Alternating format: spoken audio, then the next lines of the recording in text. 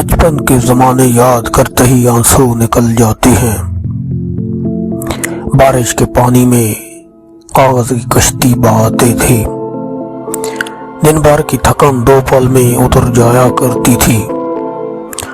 जब दादा दादी नाना नानी कोई कहानी सुनाते थे, वो फूलों के झुंड और तितलियों के गुल भी याद हैं।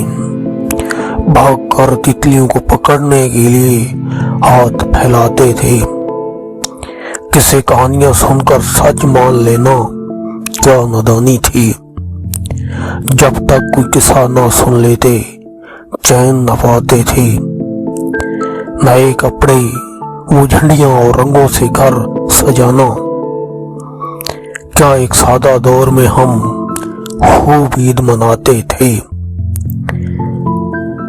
पत्थर के पैसे, लकीरों की सड़कें, चप्पल की गाड़ी, भीगी रेत से वो क्या खूबसूरत घर बनाते थे।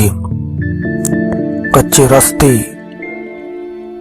और कपड़े के बस्ते, खूबसूरत इमारत। हम सुबह सवेरे उठकर पैदल स्कूल जाते थे। कलम दवात, तख्ती किताब के बगैर हम थे बेताब। क्लास में सब दोस्तों से हम हाथ मिलाते थे। बचपन के ज़माने याद करते ही आंसू निकल जाते हैं। बारिश के पानी में कागज की कश्ती बहाते थे। बारिश के पानी में कागज की कश्ती बहाते थे।